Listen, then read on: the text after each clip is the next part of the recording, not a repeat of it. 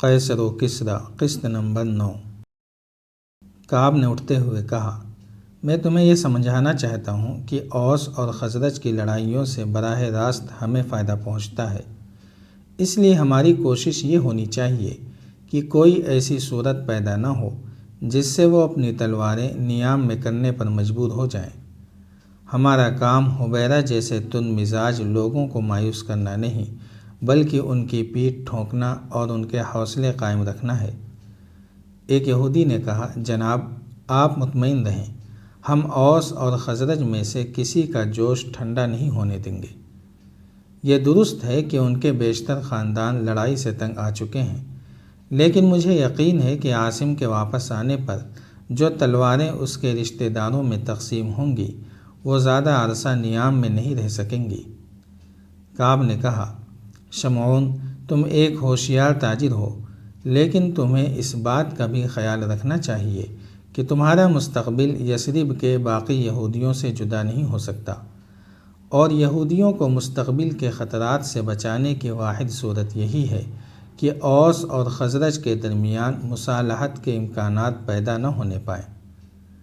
اگر حبیرہ جیسے لوگ بجھتی ہوئی آگ کے لیے نیا ایندھن مہیا کر سکتے ہیں تو ہمیں دل شکنی کے بجائے ان کی حوصلہ افزائی کرنی چاہیے۔ اس مقصد کے لیے اگر ہمیں انہیں مفت بھی تلواریں دینی پڑیں تو یہ سودا مہنگا نہیں ہوگا۔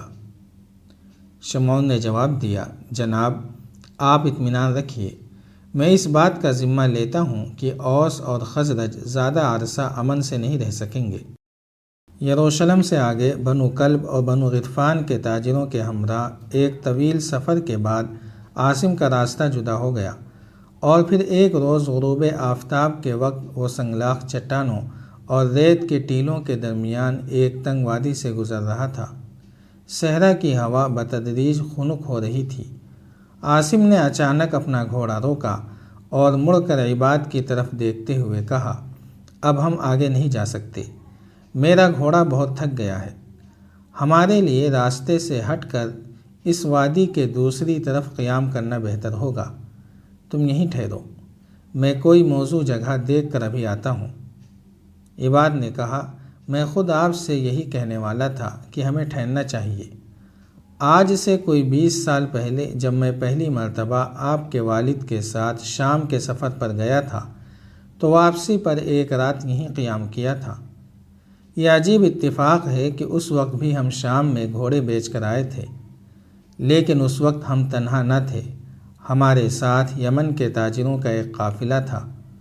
وہ دن بہت اچھے تھے، ہمارے ساتھ قبیلے خزرج کے چند آدمی بھی سفر کر رہے تھے اور ہمیں ایک دوسرے سے کوئی خطرہ نہ تھا۔ جب ہم دمشق سے واپس روانہ ہوئے تھے تو عباد کے ذہن میں ایک پوری داستان کا مواد آ چکا تھا، لیکن عاصم نے اچانک باغ موڑ کر گھوڑے کو ایڑ لگا دی اور آن کی آن میں بائیں ہاتھ ریت کے ایک ٹیلے پر جا پہنچا۔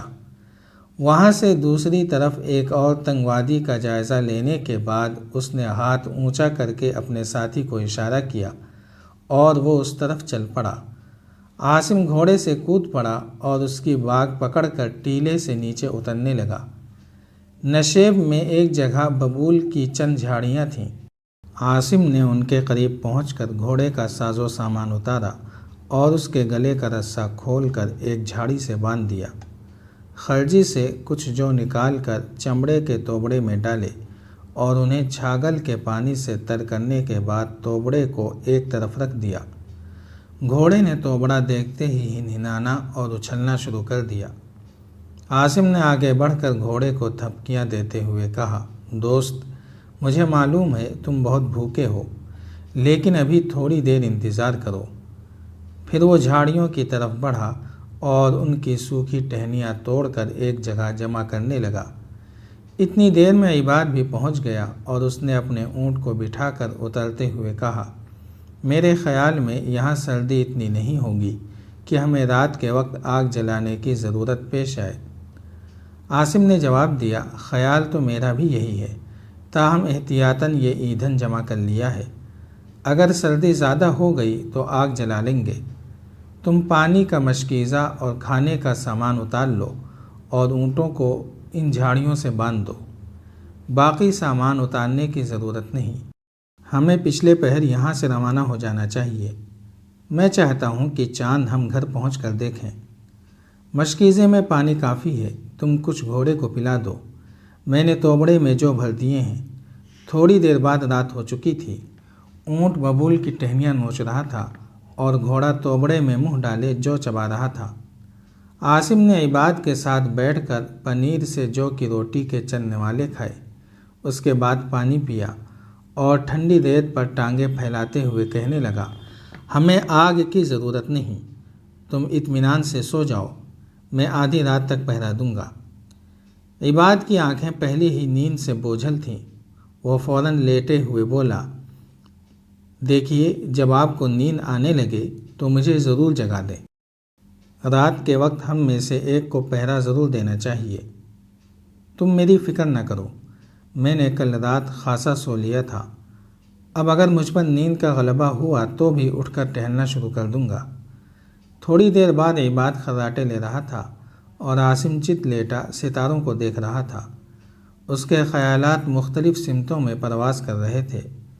کبھی وہ شام کے شہروں کی پررونق گلیوں اور بازاروں کا طواف کر رہا تھا اور کبھی یثرب کے نخلستانوں کی سیر کر رہا تھا۔ وہ تقریباً 4 مہینے کے طویل سفر کے بعد اپنے گھر جا رہا تھا اور راستے کی تمام دشواریوں کے باوجود اس کا یہ سفر اس کی توقع سے زیادہ کامیاب رہا تھا۔ امن کے دنوں میں عرب کی حدود کے اندر عاصم اپنے آپ کو نسبتاً محفوظ سمجھتا تھا، تاہم قافلے سے جدا ہونے کے بعد اس نے احتیاطاً راستے کی صرف ان بستیوں سے گزرنا مناسب سمجھا جن میں رہنے والے قبائل اہل یثرب سے دوستانہ تعلقات رکھتے تھے۔ اسے اس بات کا شدید احساس تھا کہ اس کا بخیر و عافیت گھر پہنچنا اس کے خاندان کی عزت کا مسئلہ ہے، اور اب وہ کسی ناخوشگوار حادثے سے دوچار ہوئے بغیر اپنی منزل مقصود کے قریب پہنچ چکا تھا۔ جب وہ سوچتا کہ میں صرف کپڑا فروخت کر کے اپنے چچا کا تمام قرضہ چکا سکوں گا اور دمشق کی خوبصورت تلواریں دکھا کر قبیلے اوس کے ہر نوجوان سے داد و تحسین حاصل کر سکوں گا، تو اس کے دل میں خوشی کی ایک لہر دوڑ جاتی۔ لیکن جب اسے اپنے گھر کا خیال آتا تو وہاں کے مناظر اس دشت کی تنہائی سے زیادہ وحشتناک محسوس ہوتے۔ اس کی ماں اسے بچپن ہی میں داغ مفارقت دے گئی تھی۔ اس کے 2 بھائی جن کی شجاعت و جوانمردی پر سارے قبیلے کو فخر تھا، وہ لڑائی میں کام آ چکے تھے۔ اس کا باپ اپنے کسی عزیز کی ایک مدت تیمارداری کرنے کے بعد گھر واپس آ رہا تھا کہ کسی نے بے خبری کی حالت میں پیچھے سے حملہ کر کے اسے قتل کر دیا۔ اب عاصم کی زندگی کا سب سے بڑا مسئلہ اپنے عزیزوں کے خون کا انتقام لینا تھا۔ اس کے بھائیوں، اس کے باپ اور اس کے ابن عم کی روحیں پیاسی تھیں، اور یہ پیاس صرف بنو خزرج کے خون سے بجھائی جا سکتی تھی۔ حبیرہ اس کا چچا اپنے دائیں ہاتھ سے محروم ہونے کے باعث تلوار اٹھانے کے قابل نہ تھا۔ حبیرہ کے چھوٹے بیٹے سالم کی عمر ابھی 14 سال سے بھی کم تھی، اور اس کی بہن سعاد اس سے کوئی 2 سال چھوٹی تھی۔ ان حالات میں اپنے گھرانے کے زندہ افراد کے حوصلے قائم رکھنے اور مرنے والوں کی روحوں کو آسودہ کرنے کی ساری ذمہ داری عاصم پر عائد ہوتی تھی۔ وہ فطرتاً خونخوار نہیں تھا، لیکن اس نے ایک ایسے ماحول میں آنکھ کھولی تھی جس میں خاندانی یا قبائلی حمیت پر جان دینا ایک نوجوان کا اولین فرض سمجھا جاتا تھا۔ اپنے معزول چچا اور اس کے کمسن بچوں کی بے بسی اس کے لیے ناقابل برداشت تھی۔ شام کی طرف روانہ ہوتے وقت اس نے حبیرہ، سالم اور سعاد کے سامنے منات کی قسم کھا کر یہ عہد کیا تھا کہ جب میں واپس آؤں گا تو تم لوگ فخر سے سر اٹھا کر یہ کہہ سکو گے کہ ہم اپنے دشمنوں سے انتقام لے چکے ہیں، اور شمون بھی ہمیں اپنا مقروض ہونے کا طعنہ نہیں دے سکے گا۔ آپ کو اس بات کا ملال نہیں ہونا چاہیے کہ ہمارے قبیلے کے سرکردہ لوگ لڑائی سے اکتا چکے ہیں۔ مجھے یقین ہے کہ میں ان کی غیرت کو زندہ کر سکوں گا۔ جاری ہے۔ اگر آپ کو یہ قسطوار سلسلہ پسند آ رہا ہے تو لائک، شیئر اور کمنٹ کے ذریعے ہماری حوصلہ افزائی کریں۔